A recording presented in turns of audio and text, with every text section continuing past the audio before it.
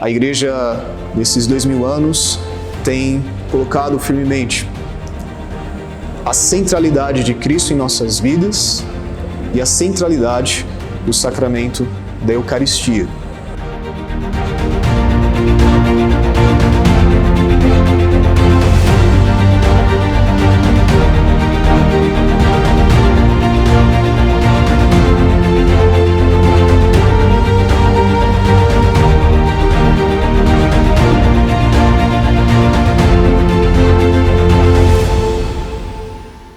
Olá, irmãos, bem-vindos ao segundo vídeo da série sobre Carlo Acutis. E hoje gostaríamos de falar sobre aquela que é a base da espiritualidade do nosso futuro santo, que é a Eucaristia e a adoração eucarística.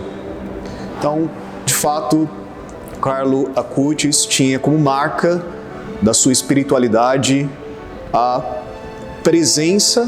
sua presença na celebração eucarística, vivida de forma profunda, e também a sua continuação por meio da adoração eucarística, as graças que ele recebia por meio de um contato íntimo de oração com Nosso Senhor sacramentado.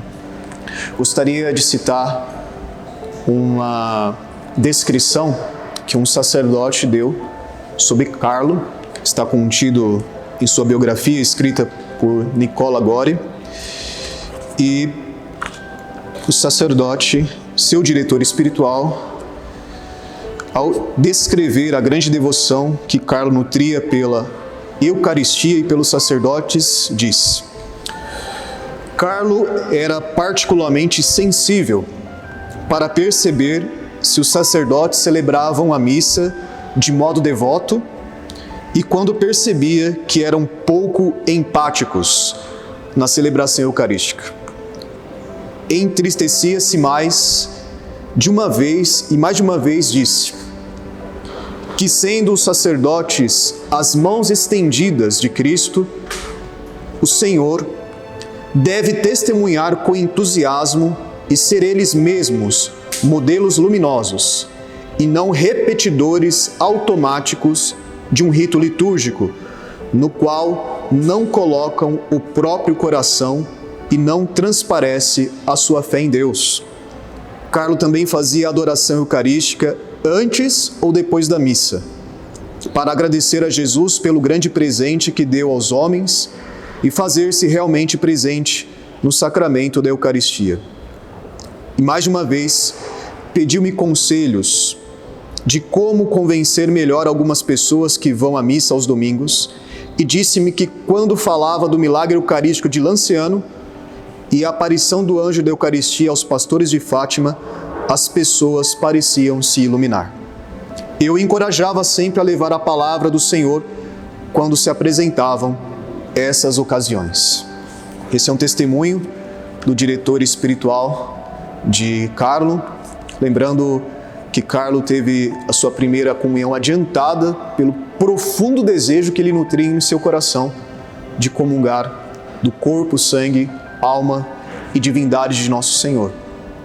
De fato, essa base eucarística da sua vida marca a sua espiritualidade e o marca como um apóstolo também em nossos tempos, em que tantas vezes essa realidade é colocada, digamos, num combate.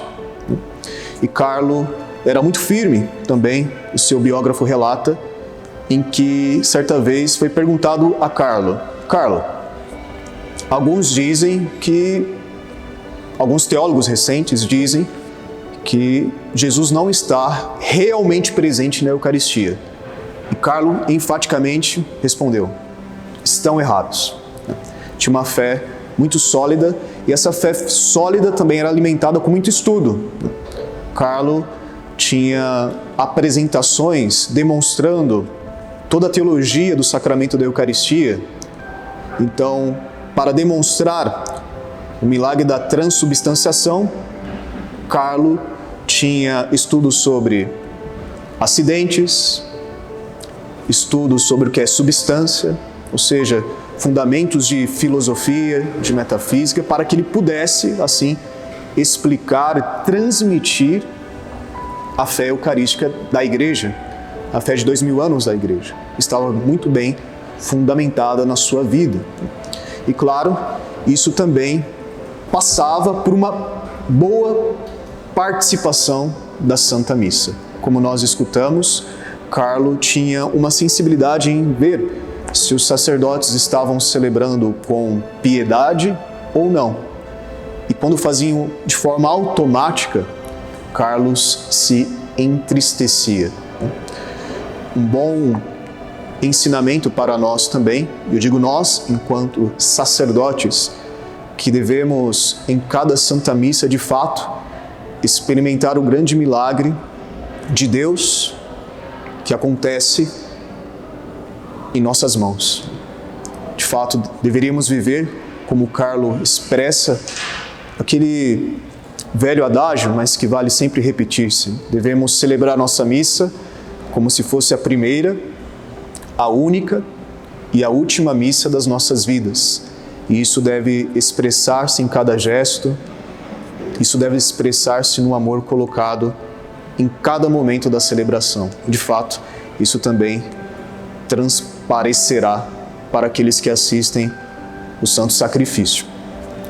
Um outro relato de Carlo importante que Nicola Gori nos apresenta, e assim ele descreve os traços característicos da vida cristã de Carlo. O que chamou a minha atenção imediatamente foi a participação cotidiana na celebração da Eucaristia, sempre vivida com oração e amor. Porque isso dificilmente se vê em garotos de sua idade. Constantemente, a vida eclesial era marcante na sua vida. O testemunho cristão corajoso, simplicidade, serenidade, alegria, afabilidade, para com todos eram os frutos que manifestavam como as raízes de sua vida de fé e que se nutriam de Deus. Permanecei em mim e eu permanecerei em vós. O ramo não pode dar fruto por si mesmo, se não permanecer na videira.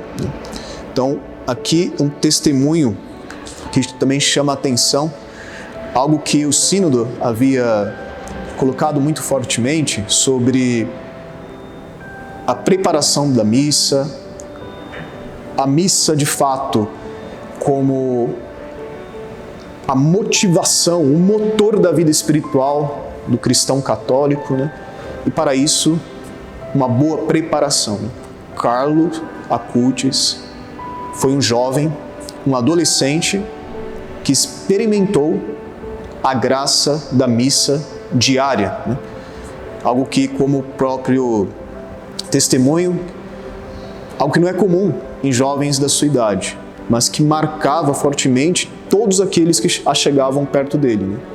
Tanto que um dos seus apostolados era convencer os católicos a voltarem à missa dominical e depois, quanto for possível, participarem da missa diária, e também aqueles que ainda não conheciam o grande mistério de amor na Eucaristia, que se achegassem a ele.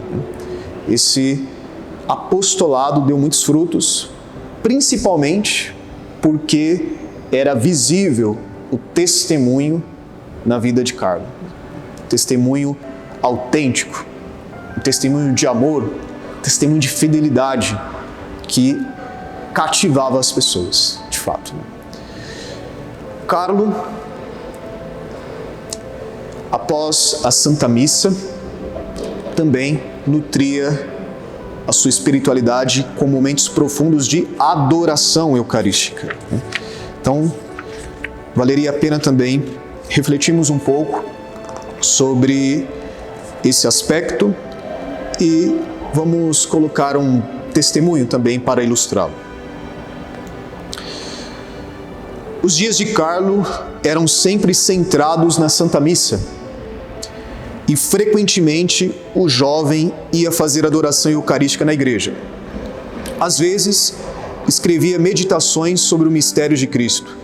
Aqui está uma entre muitas.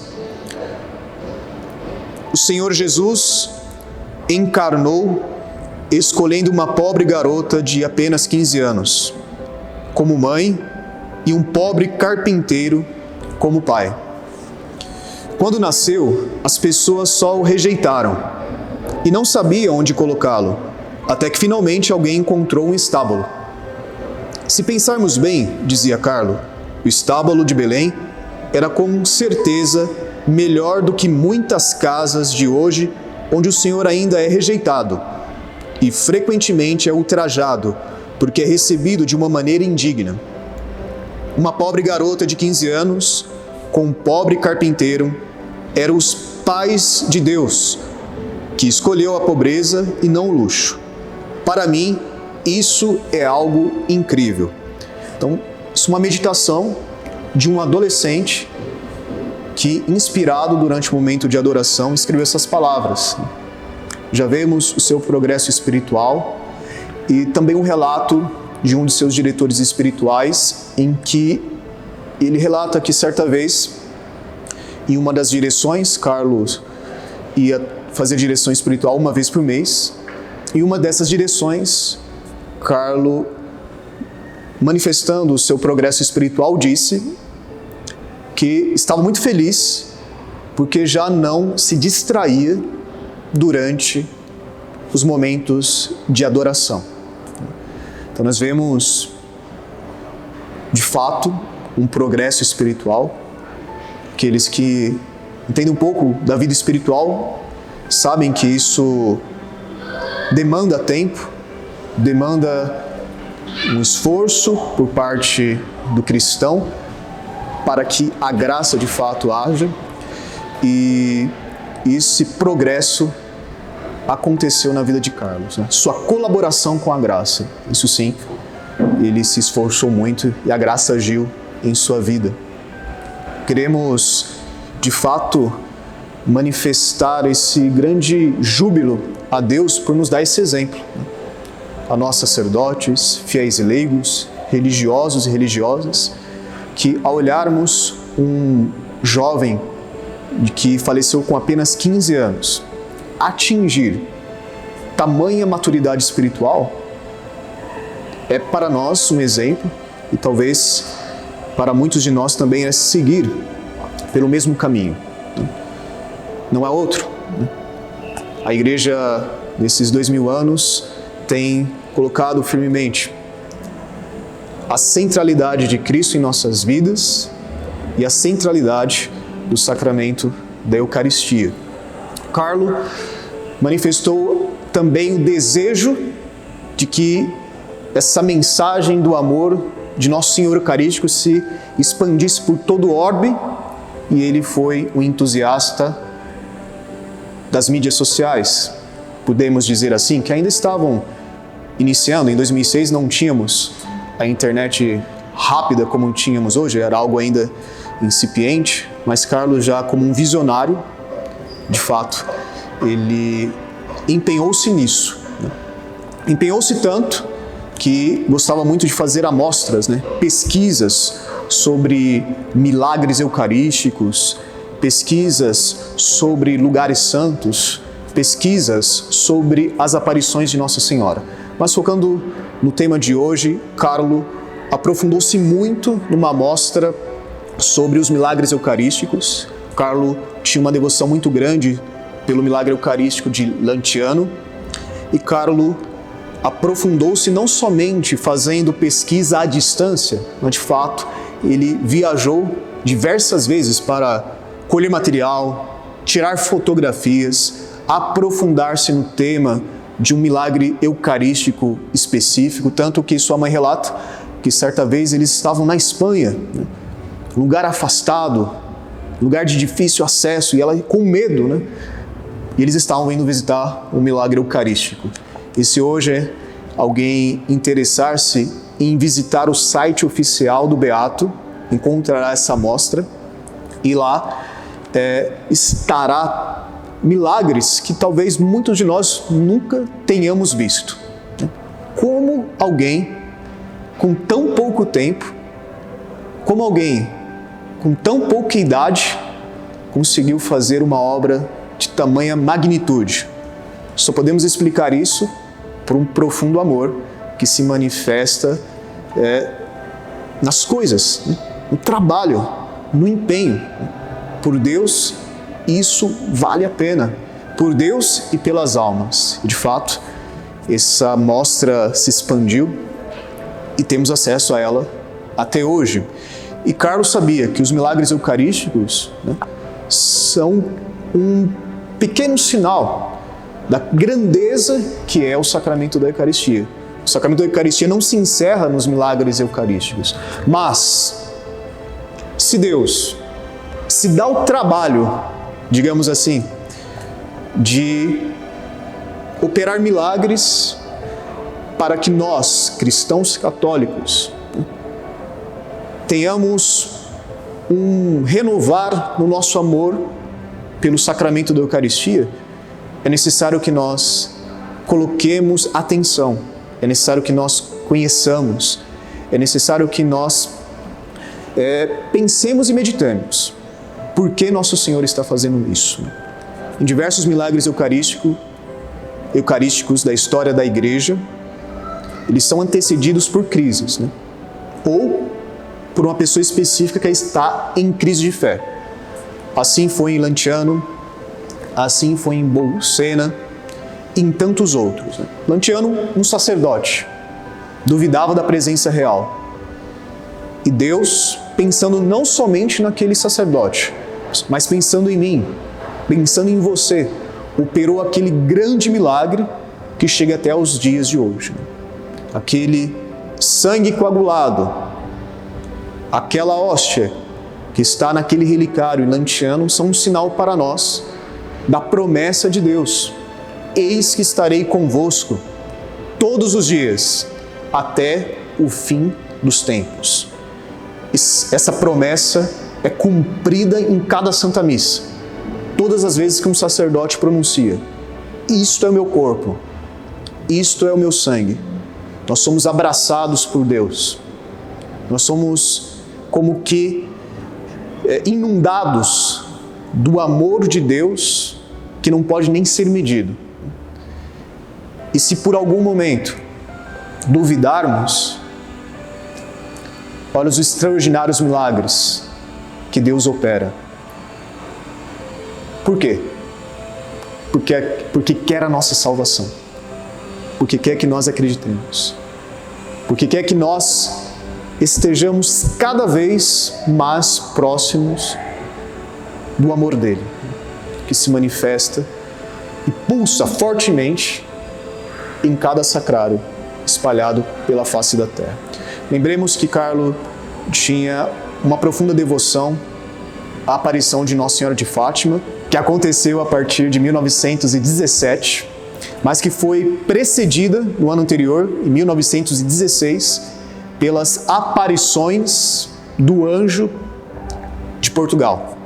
Uma aparição angélica profundamente eucarística. Essa aparição, ela marcou também muito a vida de Carlo.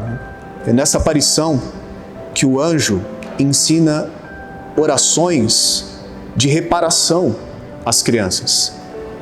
É nessa aparição que o anjo aparece com um cálice e com uma hóstia consagrada, preparando a aparição de Maria, um anjo, uma aparição angélica profundamente eucarística. Isso marcou profundamente a espiritualidade de Marco. Isso marcou profundamente a espiritualidade de Carlo e também segue como exemplo para nós. Meu Deus, eu creio, adoro, espero e amo-vos. Peço-vos perdão por todos aqueles que não creem, não adoram, não esperam e não vos amam. Assim rezava o anjo de Portugal na aparição de Fátima, prostrando-se por terra, dizendo para que os pastorinhos fizessem o mesmo gesto e depois continua com uma oração em reparação por todos os ultrajes, sacrilégios, sacrários esquecidos de toda a face da terra. Cada um de nós somos chamados a fazer presença a nosso Senhor. Nós podemos meditar quantos sacrários existem na face da terra. A cada 5 minutos há uma Santa Missa. Será que Nosso Senhor é adorado como deveria? Esse pensamento perpassava o coração de Carlo.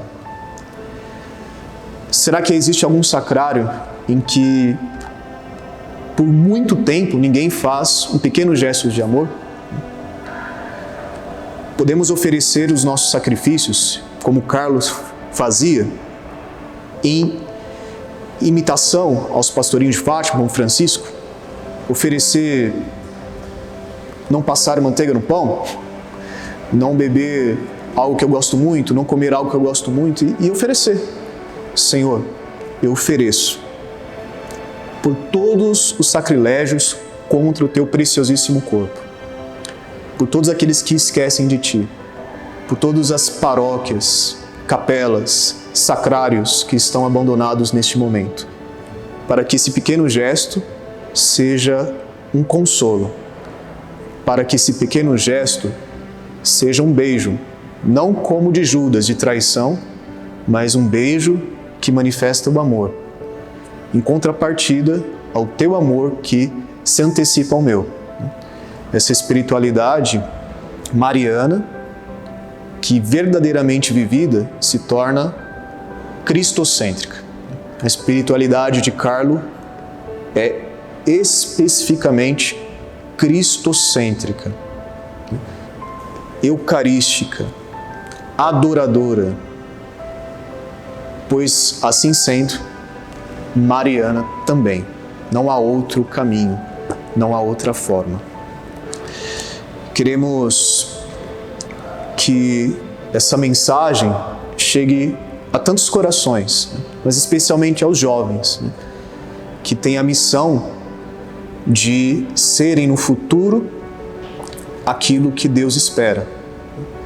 Mas não somente no futuro. O Carlo dá o testemunho que podem ser grandes santos, que podem viver a radicalidade evangélica, que pode cumprir o chamado ao amor a Deus de forma radical, já no hoje. O futuro começa hoje. E hoje somos chamados, mas você, especialmente jovem, a ser como Carlo, a ser um adorador, a ser um expiador, a ser um proclamador do amor de Deus por toda a face da terra. Jesus sacramentado. De fato, Ele é o nosso Deus amado. Mas Jesus sacramentado também, muitas vezes, é o Deus esquecido. É o Deus não amado. Deus conta conosco. Deus quer precisar de nós. Como o Papa Bento bem disse no início do seu ministério petrino, Deus quer utilizar de instrumentos insuficientes. Somos cada um de nós. Temos que abrir-nos a esse chamado, contar com a graça de Deus e fazer aquilo que nós podemos fazer. O amor espera de nós. O amor que é Deus. E amor com amor se paga. Queremos pagar o grande amor de Deus na Eucaristia, nosso grande Deus eucarístico, com pequenos gestos, quando é aquilo que nós podemos dar. Mas quando podemos dar coisas grandes, nós devemos idealizar aquilo que é mais alto. Então, qual o maior amor, gesto de amor que eu posso dar a Deus? Eu quero idealizar isso e, com a graça de Deus, cumprir. Deus te abençoe.